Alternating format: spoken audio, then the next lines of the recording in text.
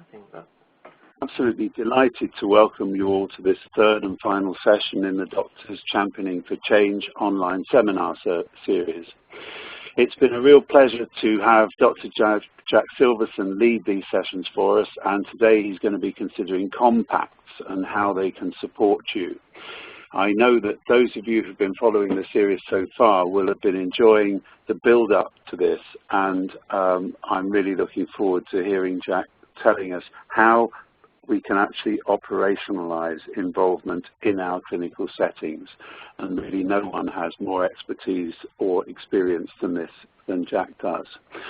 The seminars have been arranged by 1,000 Lives Plus, and I'm pleased to welcome colleagues from all around Wales as well as from farther afield. And some organizations have joined us as hubs, and this is a great opportunity to listen and learn together, so welcome to you in particular. Today the session will focus on how we help doctors finding a way to establish working relationships that work for both staff and organizations. The format we're going to use is there'll be 2 opportunities for questions and answers with Jack. So please can you use the Q&A section on WebEx to send us your comments and any questions that you have during the sessions. And you can tweet them as well. You can use hashtag 1000lives for that. Please get your questions in advance of the sessions, and then it will be my job to put them to Jack. You won't have to speak online, so don't worry about that. It gives me a great pleasure now to formally introduce you, Jack. Jack's a graduate of the Harvard University School of Dental Medicine, where he now serves as a member of the Faculty of Medicine. My script says he's a widely recognized speaker, but we can go stronger than that, can't we? I think he's the world's foremost expert on doctors and change, and he's a regular presenter at IHI conferences and other international events, including the UK's Patient Safety Conference. He's co-author of a fabulous book, Leading Physicians Through Change, and if anyone hasn't read that yet, I do commend it to you. I'm delighted that he joins us from his office in Boston, where I understand it's raining right now. So thank you, Jack, and we look forward to the seminar. Well, thank you for that introduction. It's going to be it's hard to live up to those expectations, but thank you so much. So in our first part today, since we are focusing on compact, I want to be sure we have a common definition. And then really the question, why should I care? How could it be helpful? Is this but one more process that will lead to just kind of feeling good, or did it actually help achieve the kinds of things that were being discussed earlier? Really engaging in an ongoing way the commitment, the heart and minds of doctors to join in with organizational goals to improve care. So I want to start off, and I don't know if all of you have been together with us for the 3 sessions, this being the 3rd, but in the first session we really talked a lot about how do we get the doctors and the management to really reflect on why things are the way they are, to take some responsibility, all parties, for how we got to where we are, and then to move beyond that, which is so critical, and to reestablish relationships where we can actually get this important work done. And I think we also acknowledge there, while it might feel specific to one's organization, at least in my experience, it's pretty generally the state in most healthcare organizations where we have ended up kind of not really in a position to now have the relationships that will help us get the important work done. And then in the second session, we really started to look at, so how do we move forward? What are the necessary ingredients? And on the slide that's in front of you now, you'll see that a graphic which will get developed here where we talk about 3 strands are essential for really engaging doctors in a consistent way on quality. And I'm not talking about a few, I'm talking about the massive medical staff, the large percentage of the doctors. There's no doubt in all of our organizations we have a few doctors, or maybe some, but we're looking for a more general approach that will really bring more and more doctors in. The first thing we talked about was having this organizational vision or a shared aspiration of something we want to do together. And we talked about that being of strategic importance, and we talked about that would require a fair amount of dialogue and conversation to uncover what would really have meaning to people in a visceral way, and also be what would align the organization for success going forward. The second thing we talked about the last time we were together was that, okay, it's good to know where we're going together and have that commitment, but then we need to have effective clinical leadership And then when we talk about that, we talked about the familiar role of clinical leaders helping to advocate for their colleagues, that's for sure, but also beyond that, challenging them to not just go back to the status quo, but in sometimes even feel uncomfortable, but engage in this important work going forward. So the leader moving from someone who typically would protect the doctor so that they can do the things that they like to do the way they do them now, to really challenging them to open them up to new ways of working. And today we're going to talk about the third strand, which is this compact. And briefly, it's when we set explicit expectations that can really help us all work collaboratively toward achieving that shared vision or the destination that we really are all committed to. I want to say it's important to note, however, that when we look at those three strands, they are highly woven together, and all three are necessary. We don't choose one or the other, but the three together is what can allow us and facilitate us to get to this ongoing way of engaging doctors with management and other staff to really improve the care that we provide. Now, so that we know in a brief way what a compact is, but how does it help?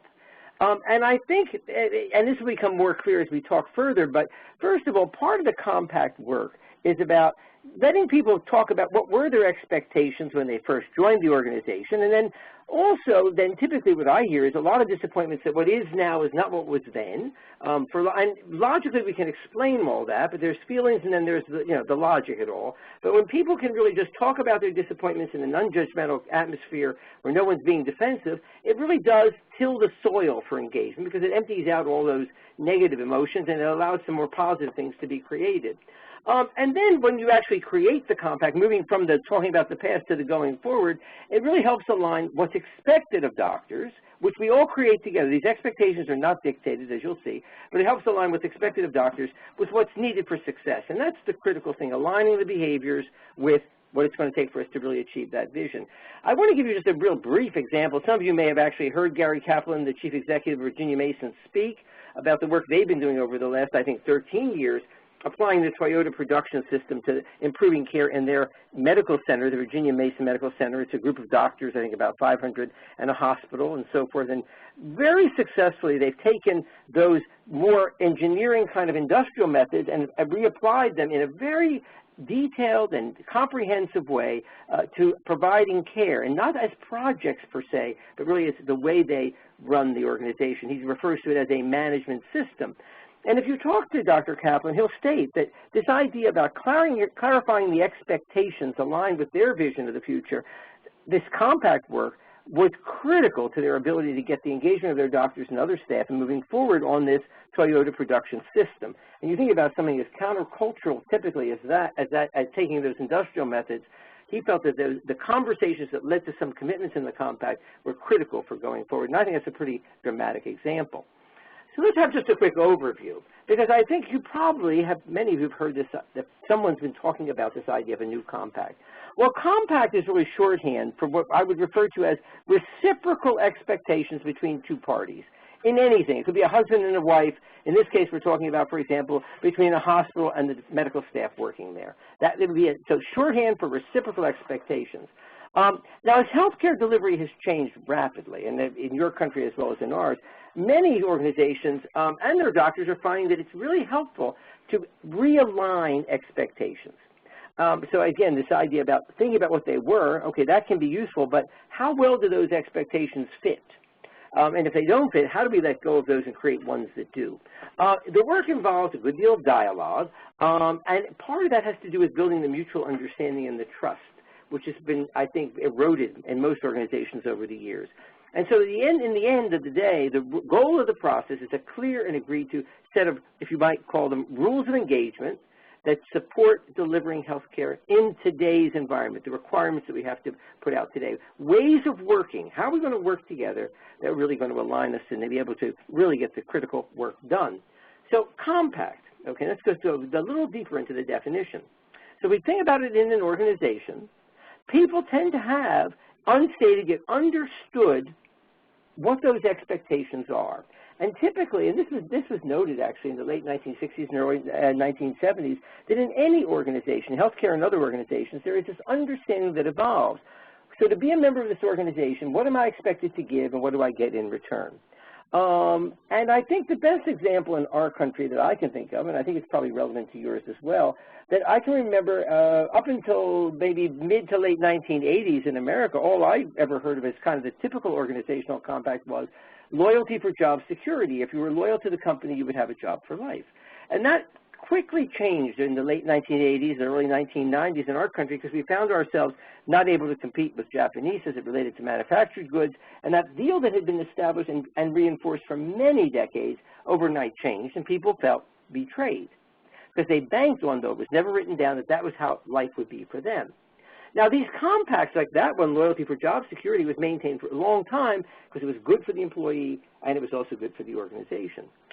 Now these, and that's when compacts changes when it no longer works. If the organization finds that the way they've defined these relationships and they have the expectations have evolved no longer aligns with success, then things need to change. Now, when we think about doctors and organizations and healthcare, I think typically the compact was set up by society and then reinforced by the organization. So what do doctors promise when they go off to medical school in terms of their position in society, what are they expected to give and get in return? And then the organization, in a sense, is a reflection of, I think, those societal expectations. Now, I think it's important to acknowledge, I doubt that many people in the audience have actually gone through a process of actually being explicit about the expectations between doctors and the organization. And this is not just a list of what do we expect of doctors, like a code for doctors. It's two-sided. What do we expect from doctors, and then what can the doctors expect from the organization? But in fact, I suspect in your own institution, there are implicit or tacit sets of understandings about what that looks like. And partly what we're talking about today is moving from what's implicit to making it explicit or overt, but in that process, being sure that what we make explicit, again, is aligned with getting the critical work done. Now, this is an American example, but I will say the words I'm going to use on this next slide, but I must say perhaps some of the English, the words maybe are not quite right, but certainly in all the work we did in England, and we worked in multiple parts of the country, I think this idea about what the typical compact was certainly was borne out, and I suspect that it will be largely true for you. And it's just, this is observational. After doing this work for many years, we just reflected on what would it be. And this is the traditional, the implicit, again, not written down, but Dr. Compact. When they join an organization, what we expect of our doctors is to treat patients, of course, and provide good care. But that providing good care was either personally defined or professionally defined. It was a fairly narrow definition, and certainly there was very little measurement involved. And while we could all say there's still more room to go, that's certainly come a long way in the last 10, 15 years. But so basically it was see the patients and be a good doctor. That was pretty much the deal. But what were doctors promised in return? And I think, again, the words may be different, but I think the theme was, there were these three themes. You join the organization, and we promise you autonomy. No one will tell you how to practice. No one's going to tell you the instrumentation you need to use. Our job in an organization is to give you what you need so you can be the best clinician you can be, and then get out of the way. Autonomy. Secondly, protection. Join the organization. You will not have to hire and fire. You're not going to have to worry about the budgets, the economics, and the money. It's our problem, not yours. Sometimes we can protect you even if you make a clinical error by keeping information confidential. But by and large, it was about walling off the doctors so they could really do the things that only they could do in a very supportive environment. And then the third element of this was entitlement. And when I think about the word entitlement, it simply means feeling that there's something due you regardless of how the organization is doing, basically. And again, I think that was society in many ways said, the doctors are special, and we will in many ways, kind of leave them to what it is they do well. And there's certain things that they're entitled to expect given the long hours of training and devotion to the profession. So this basic compact, I think, operated in most places for a long time. And in fact, if you look at that, the autonomy and the protection and entitlement is partly reflective, I think, of the professionalization of doctors in terms of what will life be like when you're a doctor. And I know in my own experience, and I go into organizations, people will nod their head when I ask them, is that pretty much what it was at a time ago? And again, I think for those who are listening, it might be a conversation you might want to have in your own organization. What was that traditional compact? Now, management reinforced those expectations. If doctors came in with those expectations because of what they saw during training, I think these expectations, or what is also referred to as a psychological contract, you'll find some people will call it a psychological contract. some will call it a compact. But these expectations were consciously and unconsciously developed during the training program. Now, and it's interesting because up until fairly recently, they were largely met once in practice by their doctor colleagues, how they saw their doctor colleagues working. And by the way, this autonomy was not just between management and doctors, but it was even doctor to doctor. Don't tell me what to do. I don't tell you what to do. We all do what we think is best for the patients in our own terms, and that's what practice was all about. But also between doctors and managers, you know, kind of those are largely met, those expectations. And the managers reinforced also the compact through their own actions or inactions, what they ignored, what they focused on. Maybe they were not all happy about that old compact, but it wasn't challenged. And so for the intents and purposes of the doctors, it was fine, and life went on. But now we exist in a world of a clash between the promise and the imperative. And so here's the slide that I think is really probably the most important thing you're going to see today, because we have this traditional promise or a set of legacy expectations. Remember, not just that existed in doctors' minds, but was their experience and was reinforced on a virtually ongoing basis for many, many years. But now we have a set of imperatives that the organization faces. And these may be not exactly what you face, but I suspect there's a drill list like this, something like this in your organization about improving safety and quality, and there's targets to be met, and we got to provide service when needed and be flexible, improve the access, reduce the waste, take out the waste, because budgets are not growing anywhere near the rate that we need to have money. Engage in process redesign or lean work, you know, taking out the waste again, following protocols, standardizing the way we approach care, and then delegating to other clinicians, doctors doing what's at the top of their license and then using nurses in a different way, and then nurses using assistants in a different way. All of that needs to happen. And if you look at that imperative list and you compare it to the traditional promise, I mean, you just see simply that as the drawing indicates, it doesn't fit. I mean, you just can't make those kinds of changes that are required to address those imperatives real when the doctors are living under a set of expectations that are related to that legacy list over on the left. And so I think what you find in many organizations, and I've certainly found this in many organizations, is what we do is we chip away, if you will, at the list. So, and as we chip away at the list, it's not as if we necessarily change the basic understanding or set of expectations that doctors have. It's more, I think, that they resent and feel alienated from the organization. So here's an observation. And by the way, that old list of those three expectations, I doubt that anybody would say, you know, that they expect all of that the way it was today. Maybe a few people would.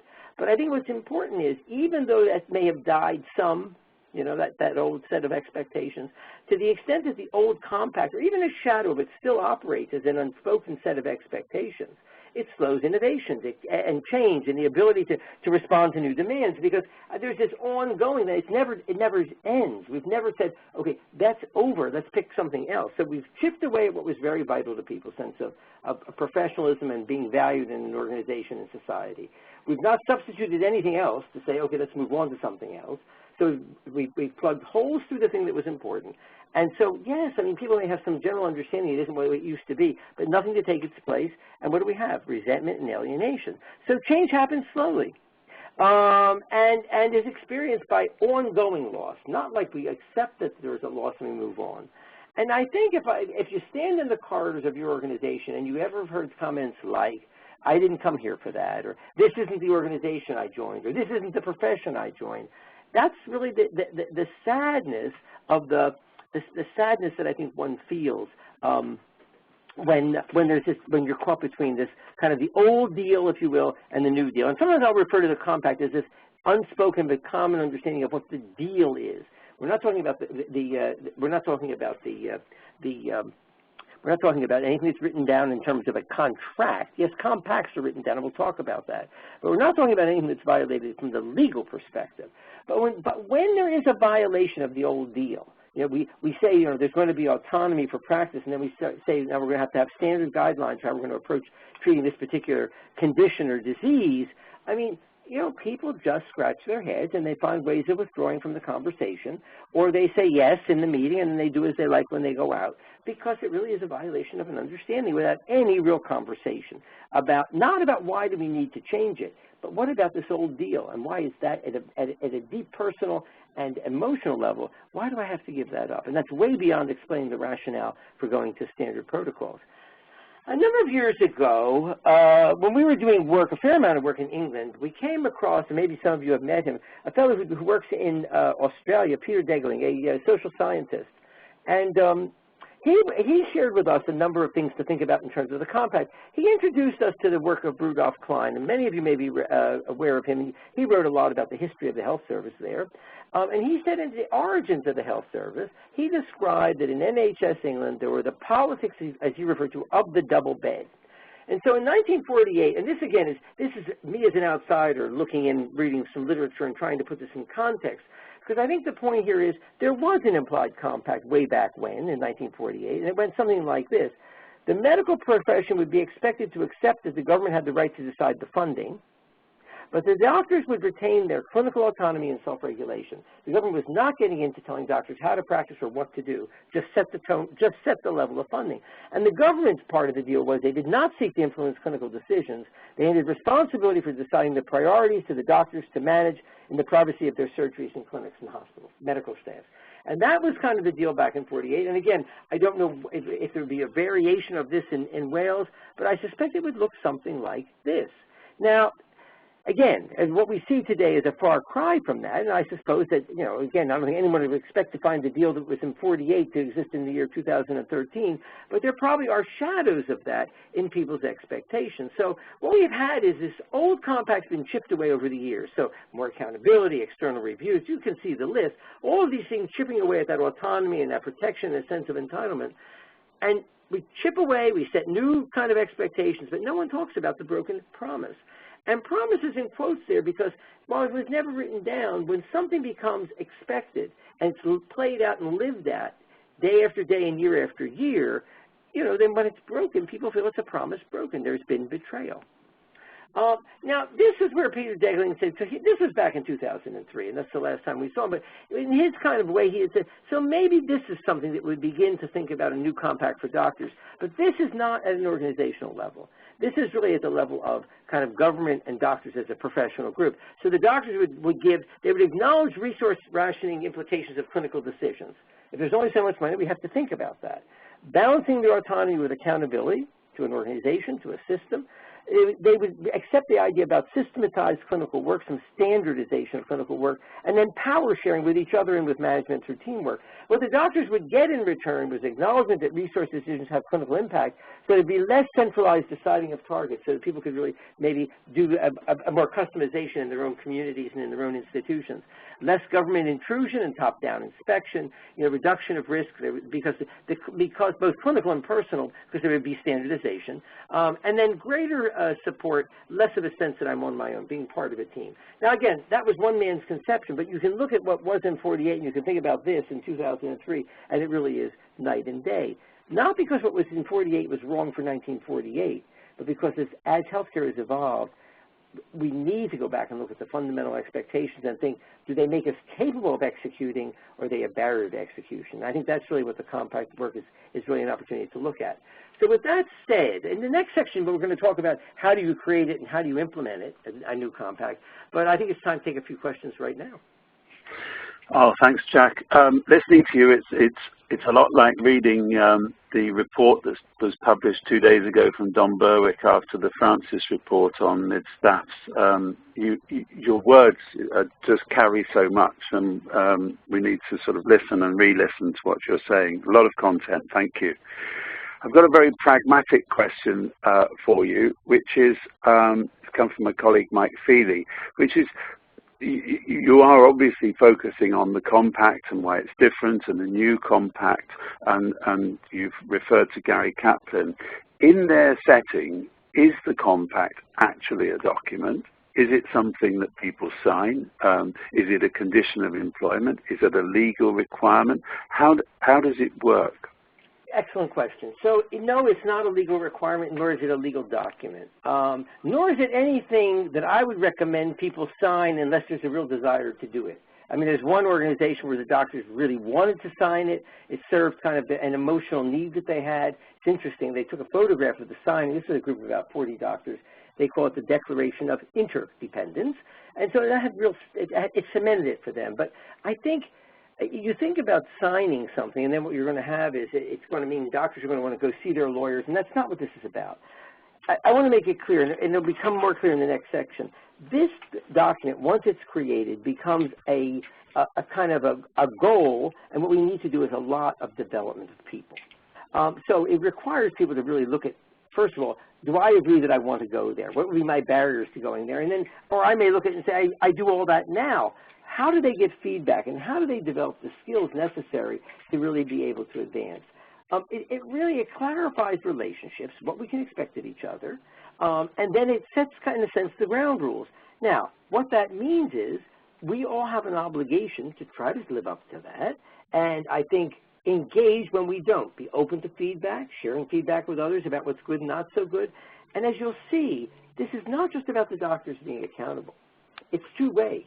Doctors accountable to management, management accountable to the doctors for each of their lists of what they say they're going to commit to do.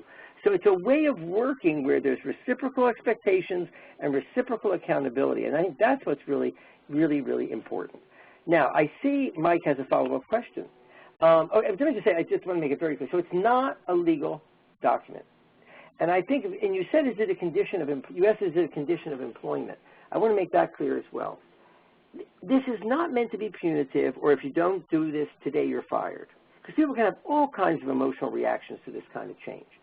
But I think if it were 2 years from now, and somebody said, I don't really give a damn about this, I have nothing to do with it, I'm going to do it the way I like to do it, I think there would be a different conversation, because I think at that point we're really being a barrier to safer care, or care better. And I think if you see clinicians that are really standing out and saying, I will not do this, and after a lot of coaching and feedback and opportunities to get used to it, I think it's important then to say, well, maybe this is not right, and what can we do to maybe you find another place where you can practice.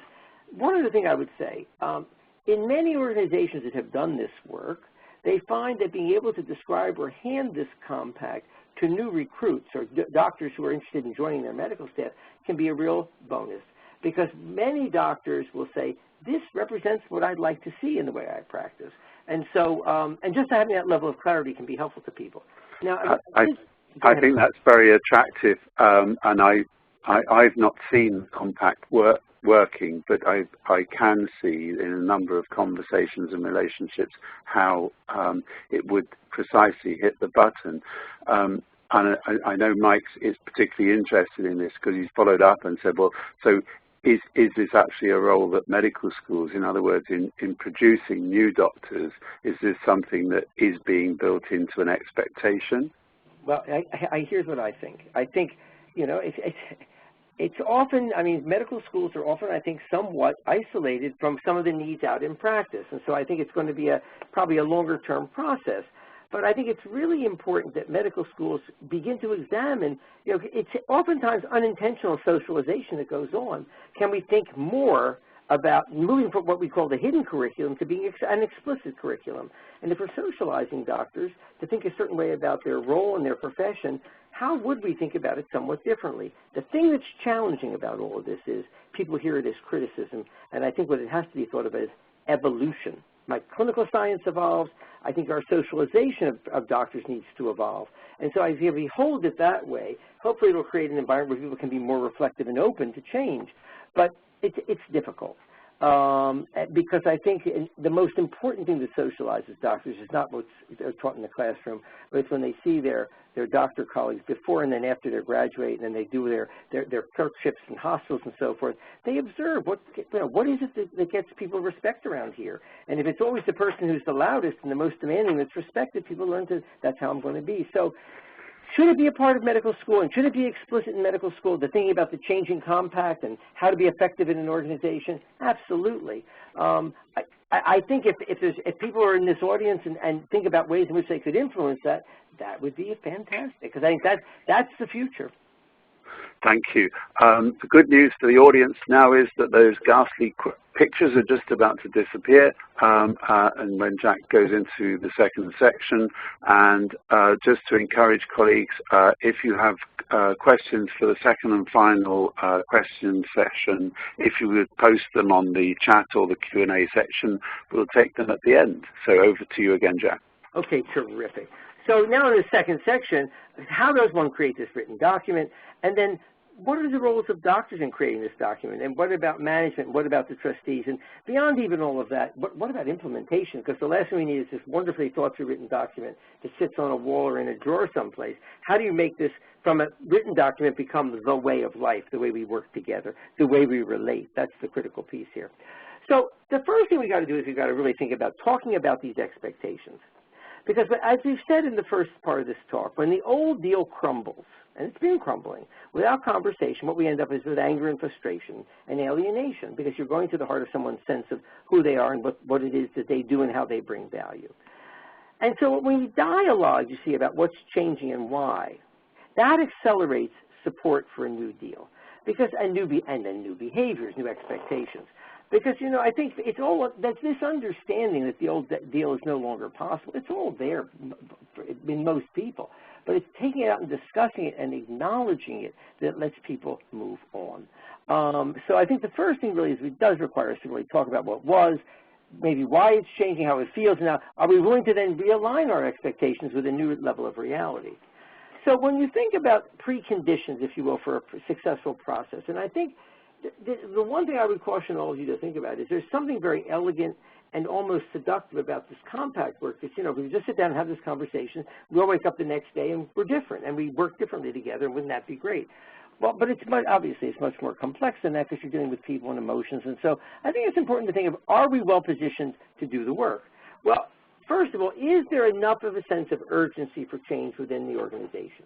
Because, you know, change is change. Even change that we like is hard to do. So do we acknowledge that this is really critical for us personally and collectively as a medical staff, and management as well? Because management, the expectations that doctors are going to have of management will also change. We're all changing. It's a theme of all three of these sessions. We only get change if we all change. So then I think the question becomes, so we talked about business literacy in our last time together. Do doctors and management share the same understanding of the changing landscape and what does need to be different for us to ensure our future? And then I think it's important that the compact be seen as a tool to achieve the destination or the vision. So if we're not clear on the vision, we haven't come to a place where we all agree on what we're trying to accomplish over the next 3 to 5 years, then that work needs to be done. You cannot create a set of expectations unless you have something to which to refer to, which is this clear sense of what we're trying to accomplish together. And again, I don't care whether you call it a vision or a goal or a shared destination. I don't care. You can call it a widget. The name doesn't matter, but it's something that we all get up to in the morning and say, yes, that describes where I'd like us all to go together. And then there has to be enough trust. It doesn't have to be a ton, but enough trust between the doctors and the doctor leaders and managers to really have honest dialogue. And because people cannot be afraid to say what they feel in their heart for fear of consequences and hold on to that. If that happens, then everything is disingenuous from then forward. And so, I mean, and it can't just be an executive saying, I want to hear it all, don't worry. I mean, there's going to have to be enough signals that saying the truth in a responsible and respectful way is valued in the organization, so we can have real conversation where we get beyond the kind of the niceties of conversation that we so typically, I think, engage in. So those are some of the bottom line things that need to be in place for success. Now, I've been saying about this compact needs to be about behaviors that support getting to the shared destination. So the next visual, I think, will reinforce that. You think about when we're going to talk about where do we need to go as an organization, we think about societal needs, certainly in our community, the government's policies, the hospital strengths, perhaps some of its weaknesses, some of the known gaps in the services we provide, some of the economics and how we see that flowing, perhaps some of our relative plenty or relative scarcity of talent that we need for the organization, both management and doctors and nurses. All of that goes into the mix. And out of that, we begin to develop clarity around the shared aim or destination. this shared vision of where we all want to go together. So there's all this input, and that requires us all to understand. And this is an important part of the process, because it's when we all share a common understanding of the context in which we find ourselves that we can begin to get commitment to a shared aim if people see that shared aim as truly addressing some of those both opportunities and challenges and threats.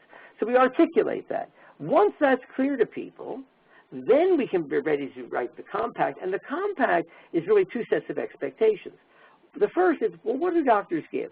What does the organization need from the doctors to make progress toward the shared destination? Now, it's not going to be just the doctors, but we're talking about making the doctors really be a part of the organization, so we certainly start with them. What does the organization need to make progress toward this shared destination? Is it about standardizing care? Is it something about a flexibility around access? Or is it maybe something about how the doctors within the organization communicate with each other, maybe more cross-functional decision-making about patient care as it relates to patients in the hospital? Whatever that is, because the doctors give is what they give as individuals, but also what they give collectively, in other words, how they work together. Both are on the table. On the other side of the compact, once we know what the doctors are going to give and to address the need, then what the board gives or the organization gives is it answers the question, what do we need to provide to support the doctors to meet those commitments? So if it's about better information that really means something to doctors that they can trust, that might be something. If it's about giving them more of an opportunity to influence decisions that affect the way they practice, maybe that would be a part of it. But it's really thinking about what is in the hands of management and executives and the board to really address and provide some of the requirements that will allow doctors then to do the work that they've committed to do. And that's what makes this two-sided, okay? Now, on the next page is a sample compact, and this is really just putting together, this is not about any one organization, and you don't see any vision here, so you can't judge whether this is good stuff or not. But I put this here so you get a sense of at least how one organization defined it. So you see what doctors give, okay, putting patients first, following the best practices. You can read this yourself. I think what will be important in an organization like this is, as you read each one of these, there would have been discussion in the departments about, so well, give me an example of what it would look like if we put patients first. How would that be different than today? So that there's, through example, these words, which can be very broad and general, have meaning, and that's what's so critical. Not to be an exhaustive list. I'm sitting there with the stopwatch and the clip chart to see if you're doing it, not that, but it's more, okay, we have a sense of what does that look like, and we can see it when we see it, and if we don't, we have the opportunity to receive or to give feedback. And what the doctors are going to get in return, okay, including doctor leaders in significant decisions that affect their work. That seems, so that's a fairly observable thing. I mean, we could certainly talk about the decisions in the past.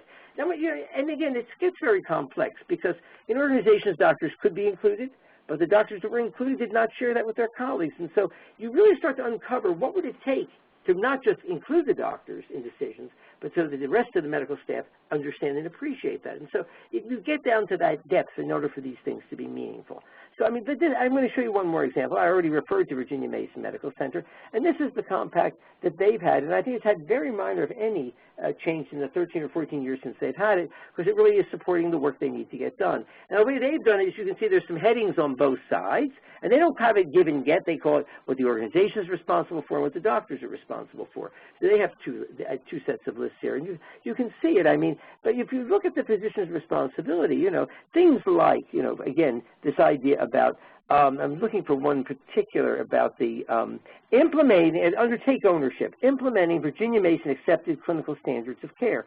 That's really where they've got now these standardized protocols for particular conditions. It's not about a guideline. If the patient fits this standard of care, if they fit this process for care, it's expected that it happens every time. Now, you can write that down, and it might happen. But they went through over a year of dialogue about until this got created and committed to on the part of both management and the doctors. And so that means something there because they've done a lot of the, what are the concerns about this?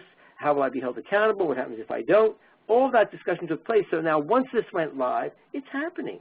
And I can tell you, so that part of when we talk about this deeper dialogue to develop this, and we're going to say a couple more words about that in a minute, you have to allow time. And when I say it could take a year or longer to come to a document that people have commitment about, you know, it's true. And I wish, as a fairly impatient person, I wish I could say it could happen in a weekend, but it can't. you could end up with words in a weekend, but you won't help people get through all the emotions about letting go of the past, buying into the future, and then really getting a sense for what these words really mean, so people make the personal shift. And the thing you also need to know is if you look at any one of these two that I'm showing you, oh, that's good, let's use it. It must be bespoke to your organization. It must be, because it's through the process of creating it and reflection of your shared vision. It's that having to think about it, having to generate it, having to critique it, and then coming to an iterative process where people say, okay, I get it, it's enough, let's go out now and let's try it. Then you're really ready to go. Okay, now, in terms of, I think, how do we go about doing this, okay? I think we're going to be having conversations with doctors and managers and executives, but so here's some basic principles. You really want to involve as many of the doctors as possible by the time you're done this process. You start off with one group that's going to draft it, and then you have this shared with many others, and you have it shared with many others. But by the time it's done, you want to involve as many as possible, because the more people get involved, the more they have a chance to work it through. And you're going to have these small group conversations, like probably no more than 15 people in a conversation. And they're going to be structured discussions to allow both airing what they feel they're losing as well as critiquing what this draft looks like. And you always want to connect the compact work to something larger that resonates for everybody. So it's not a compact work. There's nothing holy about the document. It's a means to an end. The document will help you get to the desired end, the shared vision. And you do have to give it time. People need to process their feelings. And you remember we talked in the first session about adaptive work, where you really are losing something which is important, and people really, it's hard. I mean, many people will not even want to engage in the conversation if they realize that what we're going to be doing is going through a process to end something which really, some people just, they know it's over, but to really know it's over is perhaps maybe a step that's going to take some encouragement to get them to show up. So I think this is really important, these basic principles. And you may hear things like, well, we've done all these kinds of things before and nothing's changed. Why will it be different this time? And I mean, you just have to say, I mean, we're trying to learn as an organization, and we think we're better equipped to have this come through with follow through this time. But it's up to all of us to see that happens. I mean, just honest, from the heart conversation is what's going to be required, non-defensive. Now, so here's now some steps. I think you want to decide and communicate the process for how this is going to be developed up front, including who the final decision makers are going to be. There's going to be a drafting group that will then go out and present this in small groups and collect feedback on the document. And then there will be a final group that decides. And typically it might be like the medical, what we would call in our country, the medical staff executive committee, the leaders of the departments, perhaps with a group of executives, and maybe some board members. But the thing that's interesting, in my experience, it rarely comes down to anything but a symbolic approval of what's come out of all the process. Because by the time it's gone through all of that, and you have broad general agreement, there's been lots of room for feedback all the way. It's not a contentious thing in the end at all. I've never seen it be contentious. So we have this drafting group. Now, when these conversations happen, I've heard them referred to, and I think it's a very apt phrase, deep conversation about what's in there and why. And if people have a better way of stating it, I think we want to note that, because maybe they have a clearer way of stating it. If there's something missing, and I think we should collect that and consider it by the group that's responsible. And oftentimes what we try to do is have a couple of rounds of these meetings. The second meetings the second round of meetings may be shorter, but again, in the first session we're collecting feedback for improvement. In the second session, we're checking it out till we get most of the points, and then we begin to, in the second session, to begin to think about how we're going to make this a way of life. The compact dialogues allow, again, ample opportunity to work through what's potentially lost and what's gained, and then it's finalized and adopted. And then this last section is really critical, the implementation plans, because, again, having the written document is critical, it's important, but it's only, it's only then you've got the right ideas on paper. It's moving that to then action. So, some ways to make the compact real. Certainly the trustees have a role in oversight of both the management and the doctor relationships and ensuring that they keep their commitments. And again, it's iterative. It's not like it's going to be perfect every day, but are we making progress? So if I think about trustees having a responsibility to have oversight for quality and oversight for the financial well-being of the organization, I think it's reasonable, truly, for the trustees to look for evidence that we're making progress on one of the most critical relationships that are really going to be predictive about the future success of the organization, the relationship between our management, executives, and our doctors. And so we have this compact. Obviously, we can develop some goals, we can measure, and even if they're subjective measures, but we're going to hold ourselves to account about making progress. Remember the words that Ron Heifetz said. The goal here is not perfection. making progress on really difficult issues. And so holding ourselves to the compact supports us to make progress on this very critical relationship. So we can also use the compact to recruit and orient new doctors and managers. Leadership, and this is critical, doctor leaders and managers and professional managers need to provide feedback to their doctors in real time, both when it's good and when it's not so good. At some point, you'll see doctors being able to give it to colleagues, but that's further down the line in my experience. But it's all about development, as I said before. And if we don't have feedback, we don't grow and change. And so I think establishing that so that people are less likely to be defensive. I mean, I think, you know, defensive will be. But I think it's important to recognize that at least if we can forewarn people that this is going to be a growth opportunity and we really need to listen to people, and then try to help people get through some of their defensive reactions. Critical that leaders demonstrate their commitment through their own behaviors about listening to feedback, about how they behave, because it's a critical factor. And then, you know, you can address a vexing problem, for example, by applying. So if there's a problem that's been ongoing in your organization, think about, you know, if we were to apply this compact, might it be different? And then we could hold ourselves in each of our meetings or each of the work groups. Are we doing work in a new way? Remember, compact defining new ways of working. Now, this is obviously a Reader's Digest version, and there's much more to say, but this gives you some idea.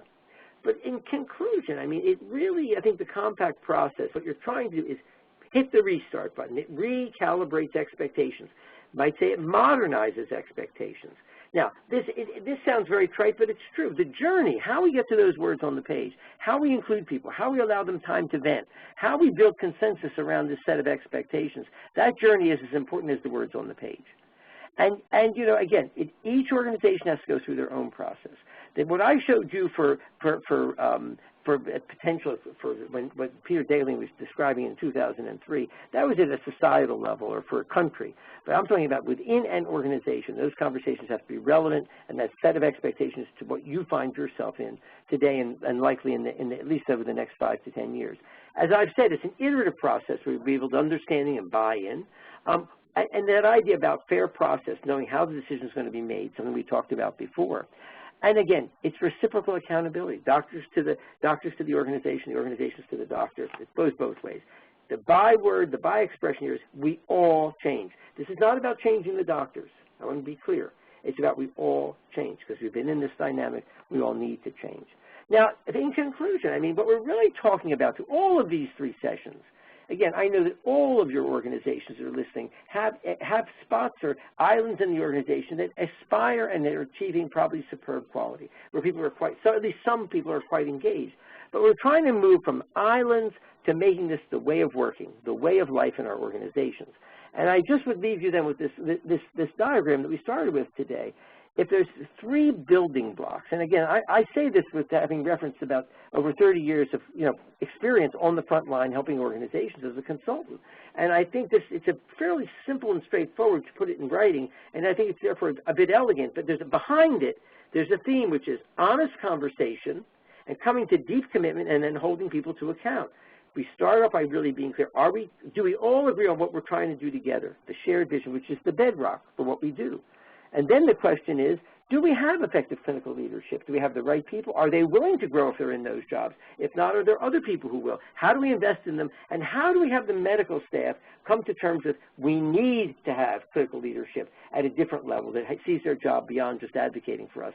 As painful as that is to acknowledge, when people come to terms with the reality, I think they're much more likely to say that's so, and that's not a 5-minute conversation, to be sure. And then the third piece of work is aligning this compact or expectations with where we need to go as an organization. And again, I just want to reinforce, alone, none are sufficient. They're interlocking and they are self-reinforcing, but you have to do all 3 to get to the goal. So I leave you with that bit, because again, the compact without the other 2 are very unlikely to be successful. So really be honest with yourselves about whether you're in the shape to really go into the compact work. Thanks very much. I hope we have time for a few questions.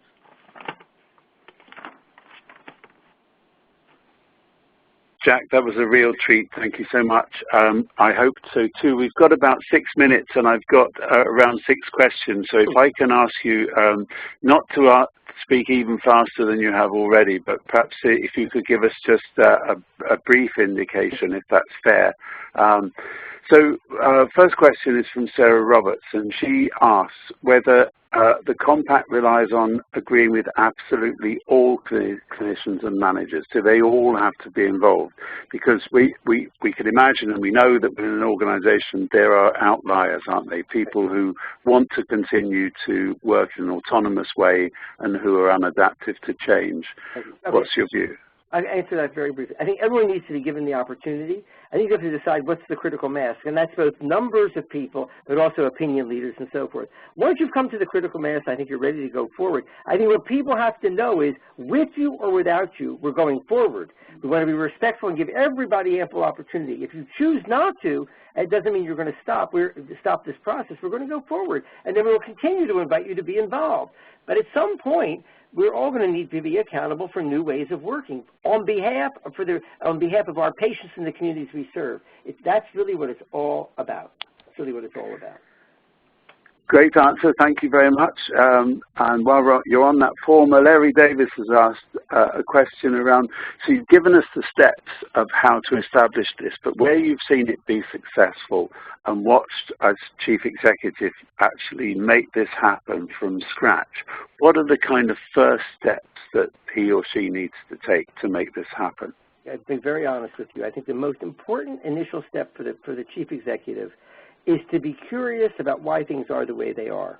It's so easy, I think, because you may well know why things are the way they are, but it's really inviting the doctors and others to share with you what is so from their perspective, how they see what's going on in the trust, and to try to do that as non-defensively as possible. To really show interest is number one in others' perceptions. And then I think also if there are some places where you can, as you listen, there are some really legitimate concerns that have been expressed, perhaps addressing those in a way that really will make a difference to people. So not only have you heard, but you've really heard. I think that kind of begins to get people a trust that it's worth participating. And then I think being really clear about what the process around developing a vision that is clear and it really engages people to come to what that really is going to be about. And then I guess I would really say the fourth thing that I would just say is I think this whole idea about really looking at the current reality and thinking about, are we really holding people to account for the standards that we have? Can we help people in a developmental way for them to be better at their jobs? And if we have people who just really, particularly at senior management levels, who aren't cutting the mustard, I mean, we have to really address that sooner or later. So there's, the standards are common, and everyone is really held to the same standard. I don't want this to sound like a plug, because we make, I think, basically about £0.5 pound equivalent on each book that's sold. But if you are interested, you can download the book. Because this is all explained in the book, and it's you can get it on Amazon. But the second edition is what I recommend you get. But that's really, it's not about a plug at all. But there's much more detail there. Okay, thank you. Nearly at the end of the questions. For this one, you're going to have to stand outside in the Boston rain so that you can pretend you're in Wales. So Wales is not quite the same as the States. We have a state sector health system, and we have an NHS for the whole of our 3 million people, and then we have around 10 organizations which divide up that responsibility of provision. The question is, should a compact be local, or should it be national in your view? Is it really about people locally, or is it about something bigger than that and conformity across a much wider system? I think the wider system creates a lot of context that we have to take into account. But I think anything that's created that's not local will not be accepted.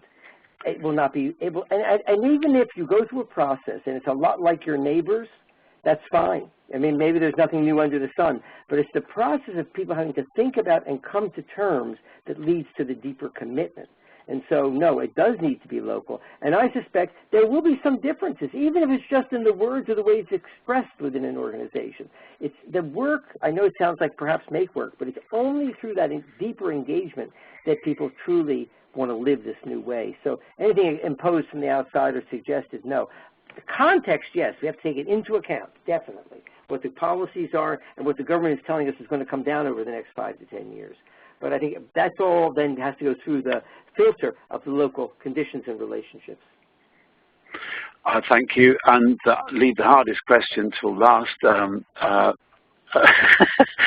Is Virginia Mason, for example, is there a linkage between their patient outcomes and the way the compact is operated? Is that explicit or is it just implicit? Oh no, it's explicit, and I'm not the one to cite line and verse about what's gotten better, but both the clinical outcomes and the financial performance I know can be documented. Now, can you say it's only because of this compact? No, but if you talk to the chief executive, what he would say is it's the compact that has laid the groundwork for people coming together and working in new ways, and that's the critical thing. And if you look at the vision, actually, of Virginia Mason, and this was, again, over a year of conversation in the organization, patient first is part of their vision. It's part of the way, and it has real meaning. It's not pap or just an expression. And there's stories about how they define patient first. So you put the patient first, and that's part of their vision, and then to be a quality leader. And then, okay, so now what do we need to do to go there? So clearly measuring whether or not we're getting there is critical, and it's done. I can give you one other example of a place which I think is of some prestige.